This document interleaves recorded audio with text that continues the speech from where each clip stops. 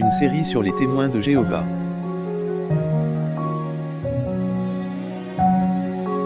Les faits essentiels. Donc, ce matin, nous allons continuer dans notre série Les faits essentiels sur les témoins de Jéhovah, leurs croyances et leurs pratiques. Puis on va continuer à examiner ce qu'ils croient concernant le Seigneur Jésus, concernant le Fils de Dieu. Puis on a vu la dernière fois que la société enseigne que Jésus est une créature. Il est la première créature. Il est la créature la plus importante par laquelle Jéhovah a fait venir toutes les choses dans l'univers, a créé toute autre chose, et on a vu que c'est faux. C'est totalement faux de dire que Jésus, c'est une créature avec un commencement. Puis là, on n'est pas encore rendu dans le centre même de l'identité du Seigneur Jésus. On va parler de ça la semaine prochaine. Mais on ne peut pas dire que Jésus, c'est une créature et qu'il a un commencement si on veut l'honorer comme on honore le Père. Parce que les Écritures sont très claires. Jésus a dit, le Père ne juge personne, mais il a remis tout jugement au Fils. Dans l'éternité et nécessairement son tribunal, le grand trône blanc, c'est le Seigneur Jésus qui va être assis sur le grand trône blanc. Il a remis tout jugement au Fils afin que tous honorent le Fils comme de la même manière qu'il honore le Père. Celui qui n'honore pas le Fils n'honore pas le Père qui l'a envoyé. Donc, de dire que Jésus a eu un commencement, alors qu'on sait fort bien que le Père est éternel. Avant que les montagnes soient nées, le psaume 90 nous dit que tu as créé la terre et le monde d'éternité en éternité, tu es Dieu. Puis la Bible nous révèle que Dieu, c'est l'être qui est éternel. Enfin, les témoins de Jéhovah aiment tellement le nom Yahweh, le tétragramme, qui veut dire celui qui est éternel, celui qui est toujours au présent, qui est hors du temps. Puis, dans les Écritures, on nous parle de ce Dieu-là comme un Dieu éternel. Ne le sais-tu pas? Ne l'as-tu pas appris? C'est le Dieu d'éternité, l'éternel Yahweh, qui a créé les extrémités de la terre et ne se fatigue point et ne se lasse point. On ne peut sonder son intelligence. Donc, de dire que Jésus n'est pas éternel et qu'il a eu un commencement, qu'il est une créature, ce n'est pas d'honorer le Seigneur. Vous savez, sur la terre, dans les religions humaines, des fois, on a cette confusion-là. C'est une marque, une caractéristique des sectes qui dévient de l'enseignement de la parole de Dieu. Mais j'aimerais vous dire, dans les cieux, puis dans la présence de Dieu, il n'y a pas de confusion. Il n'y a pas de distinction qui sont faites entre Dieu le Père et Dieu le Fils. On voit ça dans le livre de l'Apocalypse, alors qu'on déchire, si on pourrait dire, là, le mur de séparation d'avec la gloire, et on nous permet de voir ce qui se passe dans les cieux, puis dans le royaume de Dieu. Puis concernant Dieu le Père, on nous dit, « Tu es digne, notre Seigneur et notre Dieu, de recevoir la gloire et l'honneur et la puissance, car tu as créé toutes choses, et c'est par ta volonté qu'elles existent et qu'elles ont été créées. » On donne toute l'honneur puis toute la gloire à Dieu le Père, mais remarquez ce qu'on dit concernant le Fils. Il disait d'une voix forte, les créatures célestes, les anges et les croyants dans la gloire disaient en unisson, « L'agneau qui a été immolé est digne de recevoir la puissance. » Comme on a dit concernant Dieu le Père, la richesse, la sagesse, la force, l'honneur, la gloire et la louange. Donc, il n'y a pas de distinction. Ce Dieu de l'Ancien Testament qui disait qu'il ne partageait pas sa gloire avec des idoles, qu'il ne partageait pas sa gloire avec des créatures, nous dit que le Fils est digne de cet honneur-là et il est digne de la gloire. Donc, une autre croyance erronée des témoins de Jéhovah, alors qu'on continue ce matin, est que le Seigneur Jésus est un être angélique. Le Seigneur Jésus, c'est un ange dans l'enseignement des témoins de Jéhovah. C'est tout simplement une créature angélique. On a déjà vu ça dans une des citations qui avait été examinée. Ça nous dit, la tour de garde, le 20 avril 2013, « Fils premier-né de Dieu, Jésus était une créature spirituelle. » Dans le royaume de Dieu, il y a toutes sortes de créatures angéliques. Il y a toutes sortes de créatures spirituelles. On regarde dans le livre d'Ézéchiel et on nous présente des chérubins vraiment très, très particuliers. Une des choses qui me frappe beaucoup de ces chérubins-là, c'est que la Bible nous dit que leurs corps sont transparents, puis qu'on peut voir à travers leur corps. Et à l'intérieur et à l'extérieur de leur corps, il y a des yeux, partout. Je pense que si une créature comme ça nous apparaisserait aujourd'hui, on aurait de la misère à ne pas avoir une syncope, à ne pas avoir un infarctus. C'est vraiment des créatures qui sont décrites de toutes sortes de manières. On nous parle de milliards de créatures dans la présence de Dieu. Puis là, on nous dit que Jésus, c'est tout simplement une créature céleste. Plus précisément, les témoins de Jéhovah nous donnent le nom de Jésus en tant que créature céleste et ils nous disent que c'est l'archange Michel. Jésus, avant de venir prendre un corps humain dans le sein de Marie, avant de s'incarner par la volonté de Jéhovah Dieu, dans l'enseignement des témoins de Jéhovah, était l'archange Michel, qui a paru, qui a quitté la gloire, qui était le chef architecte de toute la création. Et là, il est rentré dans Marie, il est venu accomplir l'œuvre de Dieu, il est mort sur la croix, et lorsqu'il est ressuscité, il est redevenu l'archange Michel, avec un corps spirituel. Pas un corps physique, là. Vous allez voir qu'on va arriver à ces détails-là concernant la résurrection puis le départ de Jésus et le retour de Jésus sur terre en 1914. Il est revenu avec un corps invisible parce que c'est un ange. Et Hébreux chapitre 1 nous dit que les anges sont des créatures spirituelles, intangibles que Dieu a créées. Mais donc, les témoins de Jéhovah nous disent que c'est l'archange Michel, le grand défenseur, si on pourrait dire, du peuple juif. Je vous donne quelques citations. Il y a des preuves scripturales pour conclure que Michel était le nom de Jésus avant qu'il ne quitte le ciel et après son retour, puis là, c'est expliqué son retour au ciel. Après sa résurrection et lorsqu'il est monté au ciel, il n'était qu'un ange. Là, tout de suite, avant même d'aller dans cette section-là, on fait juste penser au fait que Jésus, une fois ressuscité, ses disciples l'ont vu, puis ils pensaient que c'était un fantôme, ils pensaient que c'était un ange. Puis qu'est-ce que Jésus a fait? Il a dit non, non, non, non. Il dit, venez me toucher. Venez me tenter, mettez vos mains là, dans les trous de mes mains, là, puis tentez-moi, puis donnez-moi de la nourriture à manger. Un esprit, là, ça n'a pas un corps comme cela, ça n'a pas une substance comme j'ai. Non, je ne suis pas un ange, je ne suis pas un être spirituel. Puis Jésus s'est efforcé de leur montrer qu'il était réellement ressuscité. Pour les Juifs, lorsqu'il parlait de la résurrection, puis le mot dans l'hébreu puis dans le grec, ça veut dire se tenir debout à nouveau. Un corps, un cadavre, t'as beau le piquer, t'as beau lui présenter un Big Mac, t'as beau faire n'importe quoi pour le tenter à le faire réagir, il ne réagira pas, il est mort. Mais lorsque l'Esprit revient et qu'il se relève, là, il est revenu à la vie. C'est le signe qu'il est vivant. On pense juste dans Ézéchiel chapitre 39, je pense, lorsqu'il y a une vallée qui est présentée au prophète Ézéchiel avec tous des squelettes, une grande armée qui avait été tuée. Puis là, toutes les os reviennent puis se remettent ensemble. Puis là, ensuite, les nerfs, puis les muscles, puis la peau. Puis là, ils sont là comme des zombies devant Ézéchiel.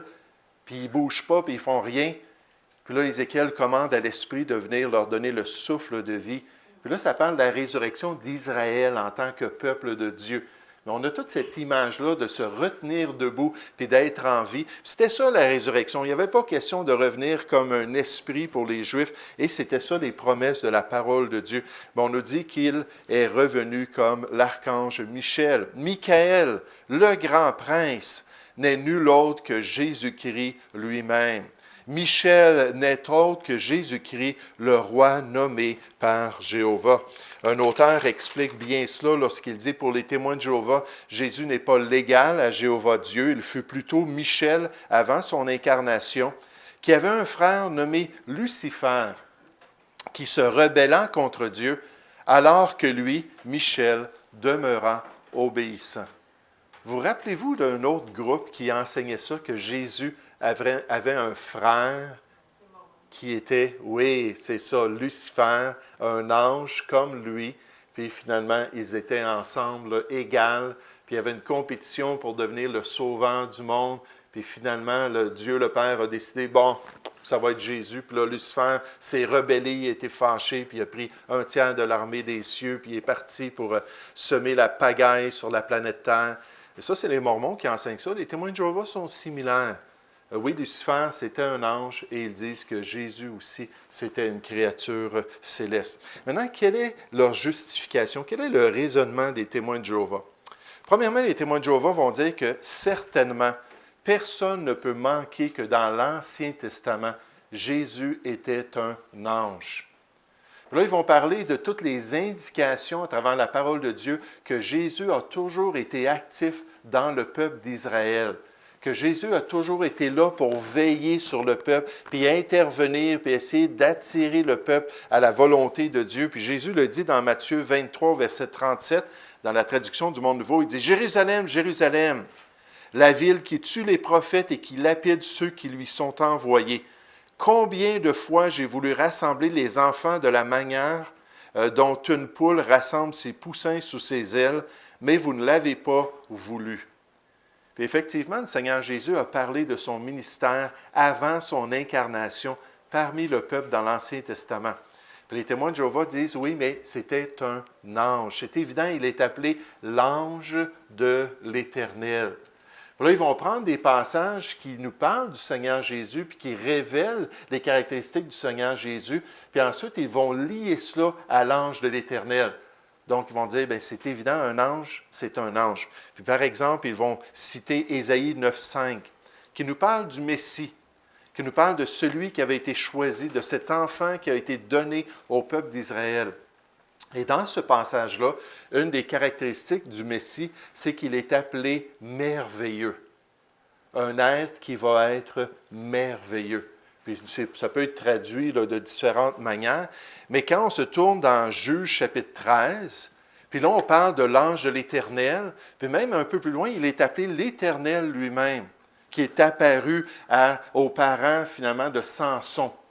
Là, ils ont donné des instructions quoi faire au sujet de Samson. Ils ont dit, quel est ton nom? Ils ont dit, pourquoi le demandez-vous? Mon nom, c'est merveilleux. Donc, ils ont dit, ah, cet ange-là est le Messie, c'est clair, Jésus. Alors, c'est un ange dans l'Ancien Testament. Puis, ils vont citer tous ces passages-là pour le justifier. Maintenant, il faut juste comprendre une chose, on ne nie pas que Jésus, c'est l'ange de l'Éternel. Avant son incarnation, certaines des indications nous démontrent que oui, Jésus était l'ange de l'Éternel. Maintenant, qu'est-ce que ça veut dire un ange? Et dans l'hébreu, le mot malak, et dans le grec, le mot angelos, les deux veulent dire un messager. Dans la parole de Dieu, oui, la majeure partie du temps, on nous parle des messagers célestes, les créatures célestes. Mais il y a des références à des messagers terrestres. Et pourquoi pas des références même à Dieu, le Créateur, comme étant un messager de la part de Dieu. Vous savez, c'est la même chose pour le mot « apôtre ». Les gens nous disent « Ah, dans la parole de Dieu, il y a 12 apôtres ». J'aimerais vous dire, il y a beaucoup plus que 12 apôtres dans la parole de Dieu. Il y a 12 apôtres, si on pourrait dire, dans une position spéciale. Ils ont été choisis. Le mot « apôtre », c'est-à-dire « envoyé avec une tâche ».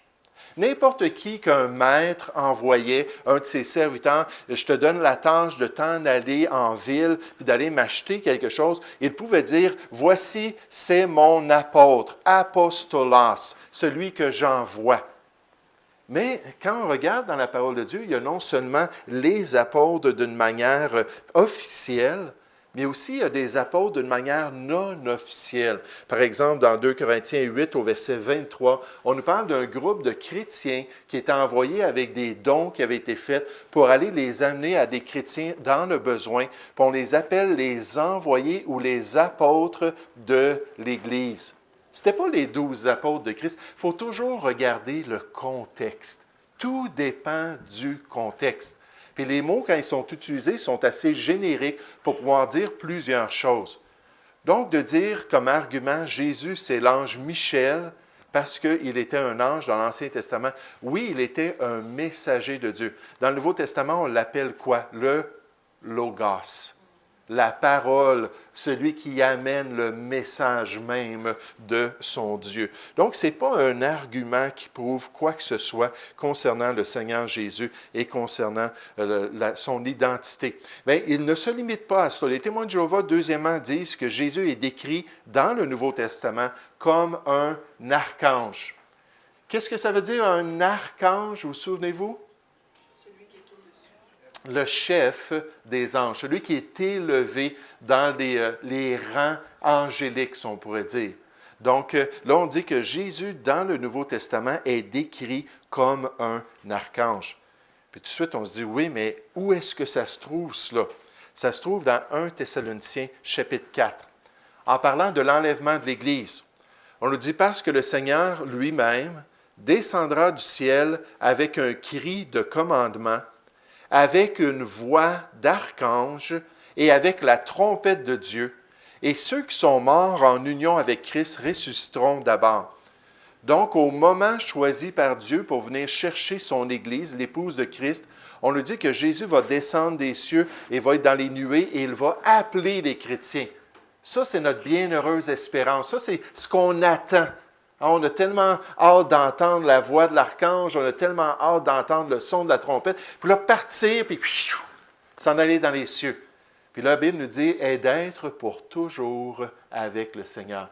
Mais là, on nous dit que Jésus, c'est un archange, parce que lorsqu'il va venir, il va prononcer l'enlèvement avec la voix d'un archange.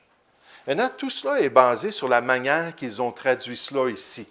Ils ont mis le mot « avec » lorsqu'ils ont traduit la préposition particulière, et ce n'est pas la préposition « avec » standard. Mais ça peut vouloir dire dans certains contextes, si vous regardez une préposition dans un lexique grec, vous allez voir, des fois, il y a 25 manières qu'on peut le dire. Puis eux, ils ont choisi cela parce qu'à partir du mot « avec », ils disent c'est Jésus qui parle avec une voix d'archange. Donc, Jésus, c'est un archange. Maintenant, la préposition en particulier, c'est « en ». Puis cette préposition-là est liée dans le temps et l'espace avec les autres termes d'une phrase. Donc, on pourrait le traduire en même temps que, ou par rapport à, ou lorsque quelque chose va se produire. C'est pour ça que dans la Louis II, ça nous dit « car le Seigneur lui-même », puis là, c'est « en » à 3 reprises. Là, c'est répété. Il y a 3 événements qui vont se produire quand Jésus va venir chercher son Église. Premièrement, il va y avoir un signal qui va être donné. Donc, pas avec le signal donné, mais à ce signal donné. C'est plus précis, là. Ce n'est pas Jésus qui va donner le signal, c'est Dieu le Père en son temps, et là, Jésus va partir. Ensuite, ça nous dit « à la voix d'un archange ». Lorsqu'un archange va prononcer l'enlèvement. Ce n'est pas sa voix à lui, Jésus, mais ça va se faire en même temps que la voix de l'archange, et au son de la trompette de Dieu, descendra du ciel, et les morts en Christ ressusciteront premièrement. Voyez-vous comment les témoins de Jéhovah sont tellement séducteurs, sont tellement trompeurs. C'est des théologiens fâcheux. C'est comme ça que moi je les considère. Des théologiens parce qu'ils rentrent dans les détails de la parole de Dieu qu'on n'aurait jamais considéré, surtout si on ne lit pas la traduction du Monde Nouveau. En lisant juste ça ici dans 1 Thessaloniciens, chapitre 4, au verset 16, dans la Louis II, dans une autre version, on ne serait pas arrivé à la conclusion que Jésus a la voix d'un archange. C'est un archange, c'est Michel après tout. On n'aurait pas conclu qu'il était un ange, parce qu'un ange, c'est juste un messager. On n'aurait pas conclu que c'est un archange.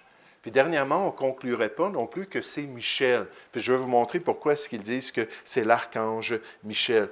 Donc, c'est une manière de traduire. C'est pour ça qu'ils ont fait leur propre version et qu'ils ont fait 4 éditions de cette version-là. Parce que plus que les évangéliques leur disaient les erreurs de leur croyance, plus qu'ils changeaient leur version pour avoir des preuves de leur croyance.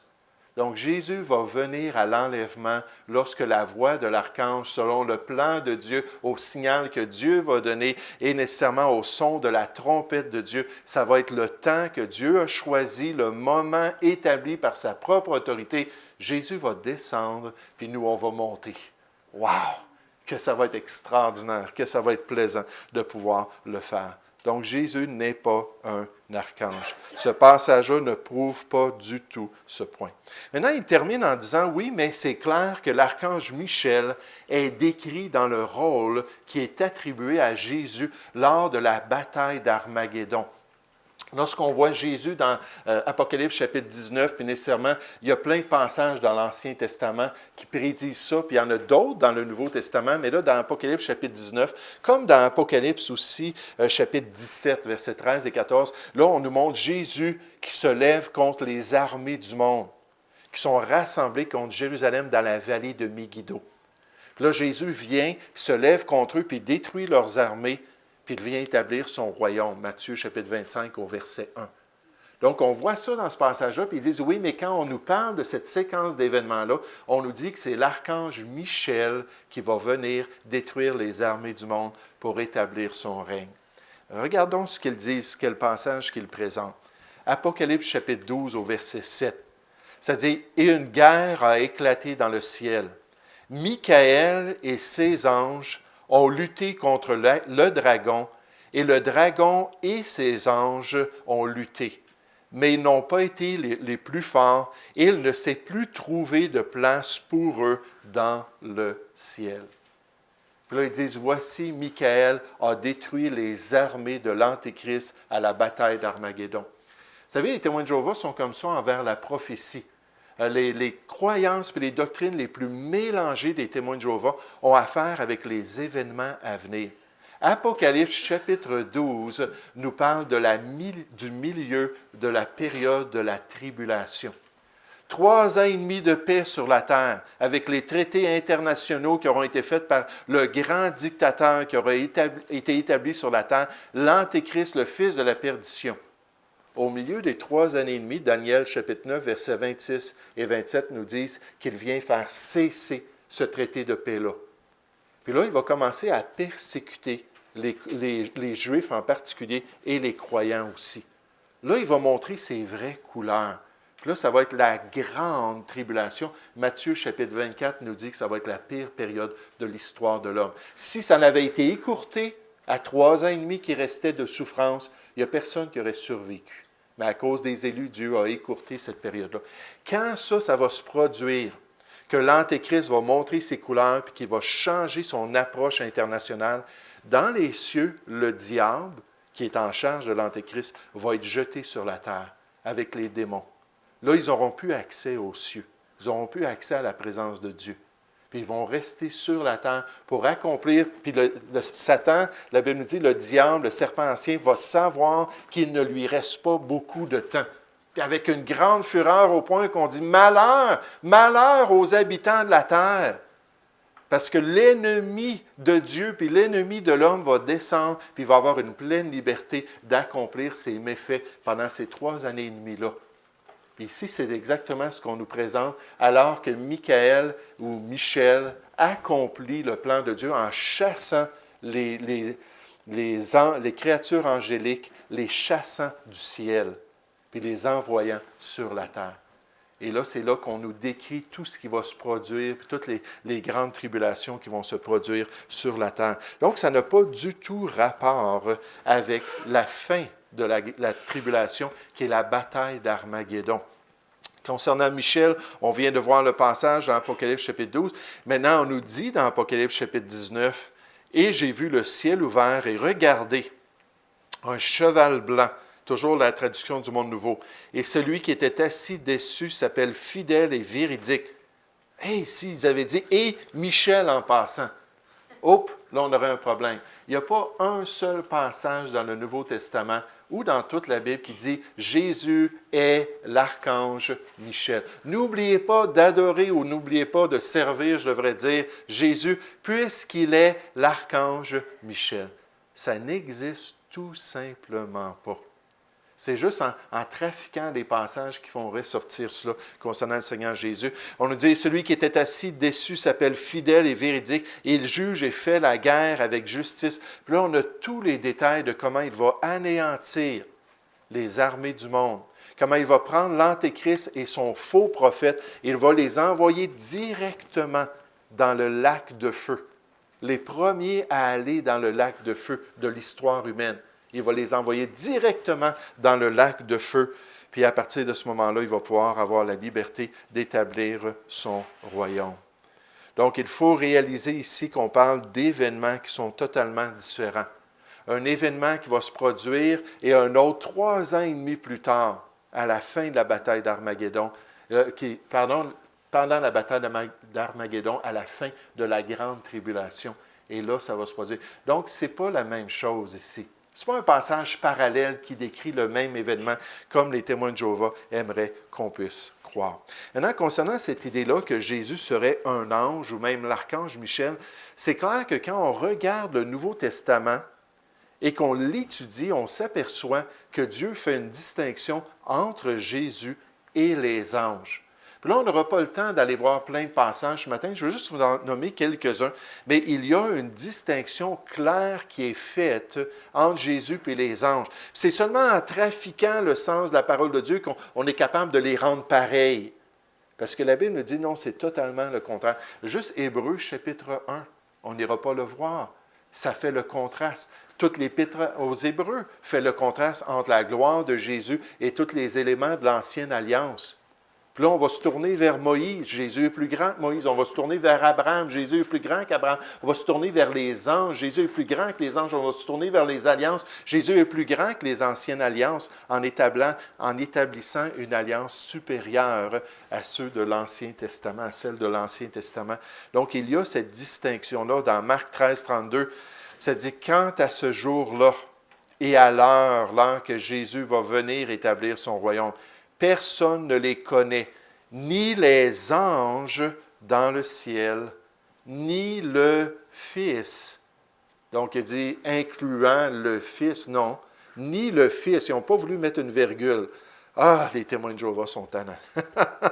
Ils n'ont pas voulu faire la distinction. Il devrait avoir une virgule, là. Ni les anges dans le ciel, ni le Fils, mais seulement le Père. Donc, il y a une distinction entre les anges et le Fils. Dans Hébreux chapitre 1, nécessairement, ça dit, mais quand il introduit de nouveau son premier-né dans la terre habitée, il dit que tous les anges de Dieu l'adorent? Non, ils ne veulent pas dire ça, mais que tous les anges de Dieu lui rendent hommage. Comment est-ce que tous les anges pourraient rendre hommage à Jésus s'il est un ange lui-même? Ça ne pourrait pas fonctionner. C'est un peu ce qu'on a vu dans Colossiens 1 au verset 16, quand les témoins de Jéhovah ont rajouté le mot « autre », parlant de toutes autres choses qui ont été faites dans les cieux sur la terre. Pourquoi? Parce que Jésus, c'est la première des créatures. Donc, ils ont rajouté cela pour justifier le fait que Jésus était une créature. Mais c'est ce qu'ils ont fait ici, mais la Bible est claire que tous les anges puissent l'adorer. Et Jésus est le créateur des anges. Il y a une grande distinction qui se fait dans la parole de Dieu. Parce que par son moyen, toutes les autres, le mot autre ne devrait pas être là, choses ont été créées dans les cieux et sur la terre, les visibles, les invisibles, que ce soit trône ou, puis là, remarquez, seigneurie ou gouvernement ou pouvoir.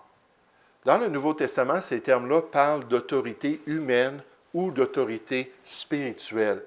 Mais que ce soit les choses visibles ou les invisibles. Dans le monde du royaume de Dieu, le monde invisible, spirituel, ou sur la terre, Dieu, c'est-à-dire Jésus, a créé toutes ces choses-là. Toutes les autres choses ont été créées par son intermédiaire et par lui. Dans Colossiens 2,15, ça dit, quand Jésus est mort sur la croix, dénudant les gouvernements et les pouvoirs.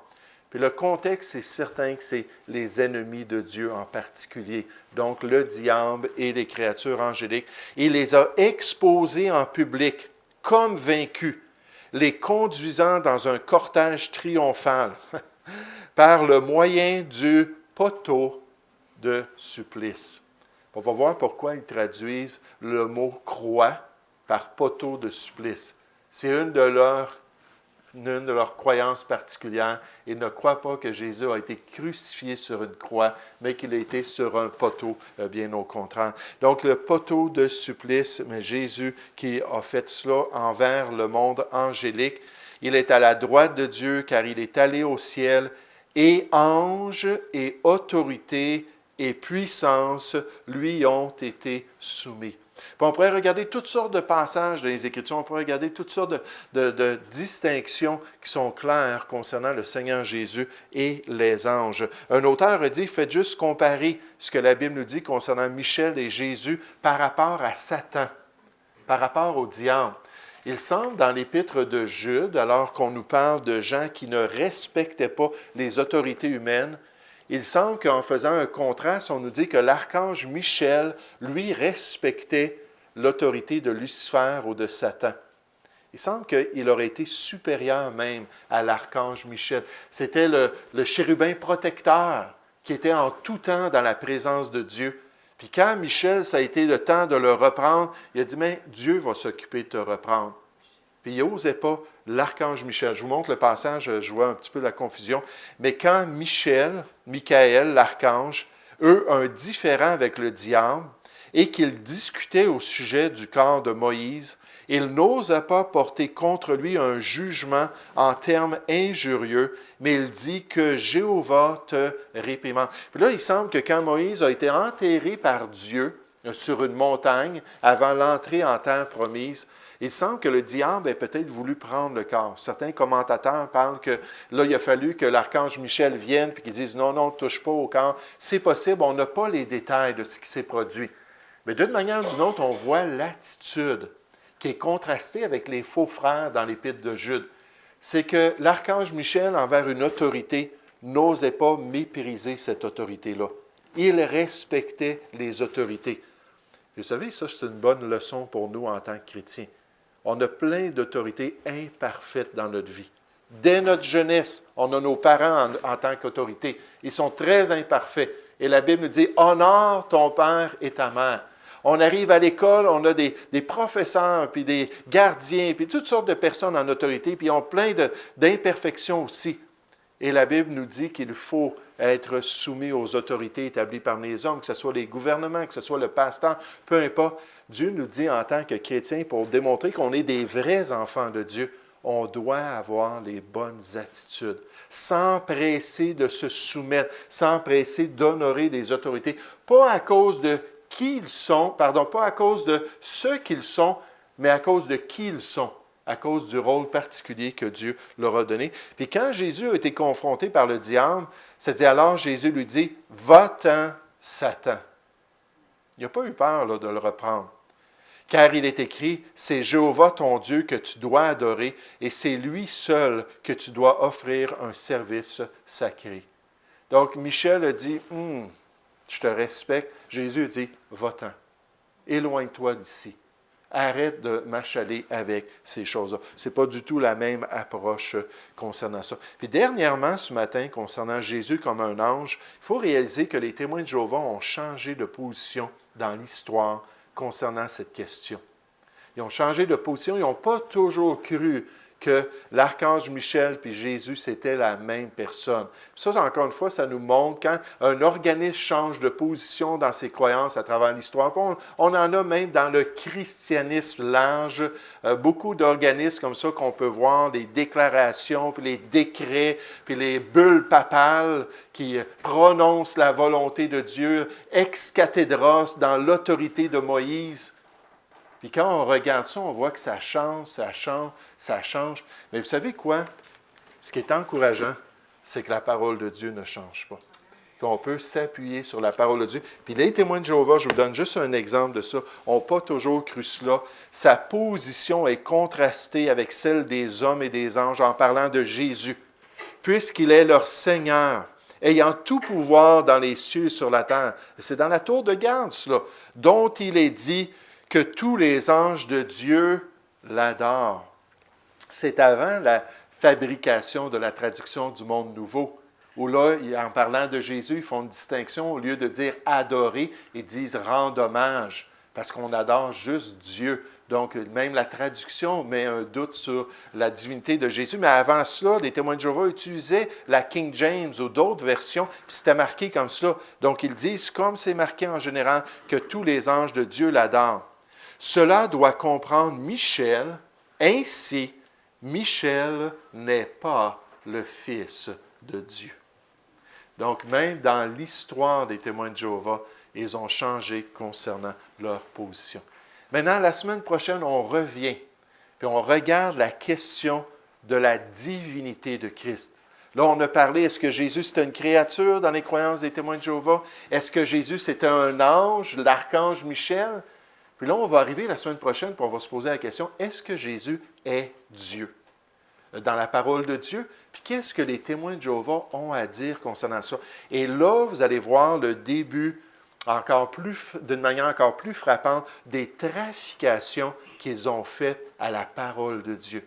Pour trouver tous les passages qui nomment Jésus Dieu, tous les passages qui attribuent les œuvres seules de Dieu, comme le pardon des péchés, à Jésus, pardon. Et là, comment est-ce qu'ils ont tout changé cela? Et ce n'est pas une version biblique, c'est une perversion. Malheur à celui qui va ôter ou ajouter à la parole de Dieu. Malheur à celui qui va trafiquer les Écritures pour faire dire à la parole de Dieu ce qu'il désire. Et malheureusement, les témoins de Jéhovah sont bien connus pour ça. Donc, on va regarder la divinité du Seigneur Jésus la semaine prochaine.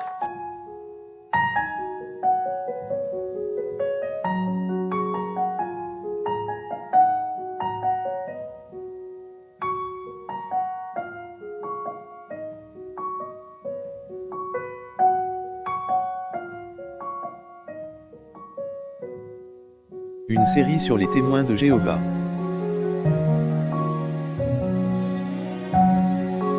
Les faits essentiels.